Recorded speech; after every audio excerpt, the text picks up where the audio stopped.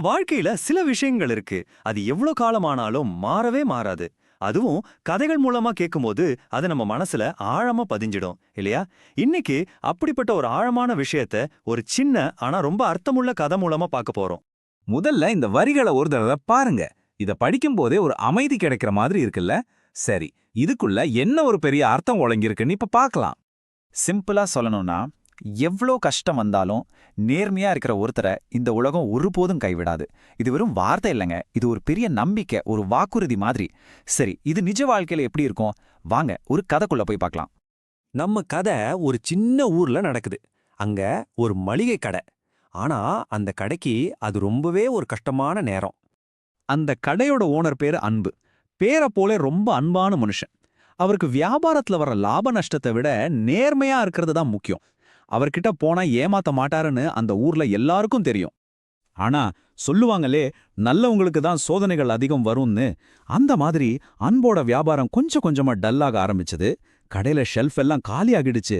வாங்கின கடனை எப்படி திருப்பி கொடுக்க போறோங்கிற கவலை அவரை ராத்திரி பகலா வாட்டி வதைக்க ஆரம்பிச்சது. இந்த மாதிரி ஒரு கஷ்டமான நேரத்துல தான் ஒரு மனுஷனோட உண்மையான குணம் என்னன்னு தெரியும் இல்லையா? இப்போ அன்போட நேர்மைக்கு ஒரு பெரிய சோதனை காத்துட்டு இருந்துச்சு. பார்த்தா கணக்குல ஒரு பெரிய தப்பு நடந்திருக்கு. விலை அதிகமான சில முக்கியமான பொருட்களுக்கு பில்லே போடாம விட்டுட்டு போயிருக்காரு. அடட, இது சாதாரண தப்பு இல்ல. அந்த பொருட்களோட மதிப்பு அவரோட பல நாள் கஷ்டத்தை ஒரே நிமிஷத்துல தீர்க்கிற அளவுக்கு பெருசு. யாருக்குமே தெரியாம இத வச்சுக்கிட்டா எல்லா பிரச்சனையும் தீந்துடும். இப்ப பாருங்க, அன்போட மனசுக்குள்ள ஒரு பெரிய போராட்டம். அவருக்கு முன்னால ரெண்டே வழிதான் இருந்துச்சு. ஒரு பக்கம் ஈஸியான வழி, அந்த பொருட்களை வச்சுக்கிட்டா இன்னைக்கு இருக்கிற எல்லா கடனும் தீர்ந்துரும். ஆனா மனசுக்குள்ள ஒரு தப்பு பண்ணிட்டோங்கிற உறுத்தல் வாழ்க்கை முழுக்க இருக்கும். இன்னொரு பக்கம் நேர்மையான வழி, ரொம்ப கஷ்டமான வழிதான். ஆனா மனசாட்சி சுத்தமா இருக்கும், நிம்மதியா தூங்கலாம். ஒரு நிமிஷம் யோசிச்சு பாருங்களேன். நீங்க அன்போட இடத்துல இருந்தா என்ன செஞ்சிருப்பீங்க? நேர்மையா இருக்கிறதுக்கு நம்ம கொடுக்கிற விலை என்ன? அதுக்கு பதிலா நமக்கு கிடைக்கிற உண்மையான மதிப்பு என்ன? சரி, அன்பு என்ன முடிவெடுத்தார்னு பார்க்கலாமா? அவர் எடுத்த அந்த ஒரு முடிவு அவரோட வாழ்க்கையையும் அந்த கடையோட எதிர்காலத்தையுமே மாத்தப் போகுது. வாங்க என்ன ஆச்சுன்னு பார்க்கலாம். எவ்வளவு கஷ்டம் இருந்தாலும் பரவாயில்ல, நேர்மையை விடக்கூடாதுன்னு அன்பு முடிவு பண்ணிட்டார். உடனடியா அந்த சப்ளையருக்கு ஃபோன் பண்ணி, ஐயா, பில்லுல ஒரு சின்ன தப்பு நடந்துருச்சு, கொஞ்சம் வாங்க அப்படின்னு சொல்றாரு.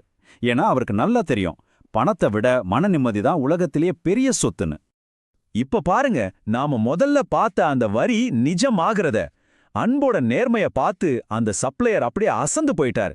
அவர் ஊர்ல 4 பேர்கிட்ட இப்படி ஒரு நேர்மையான கடைக்காரரை நான் பார்த்ததே இல்லைங்கன்னு சொல்லியிருக்காரு. அவ்வளோதான், விஷயம் காட்டு தீ மாதிரி ஊர் முழுக்க பரவிடுச்சு. அன்பு கடைக்கு போனா நம்மள ஏமாத்த மாட்டாங்க, சரியான எடை சரியான விலைன்னு மக்கள் அவரை நம்ப ஆரம்பிச்சாங்க. அந்த நம்பிக்கை தான் அவரோட மிகப்பெரிய முதலீடா மாறுச்சு. கொஞ்சம் கொஞ்சமா அவரோட கஷ்டமெல்லாம் தீர ஆரம்பிச்சுது.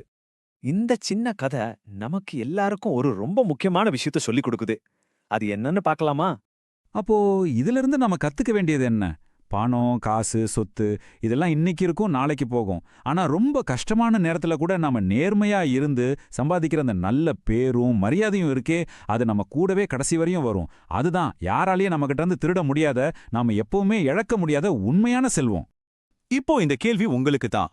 உங்க வாழ்க்கையில இந்த மாதிரி யாராலும் எடுத்துக்க முடியாத, எப்பவுமே இழக்க முடியாத செல்வமா நீங்க எதை நினைக்கிறீங்கன்னு கொஞ்சம் யோசிச்சு பாருங்க. மீண்டும் சந்திப்போம்.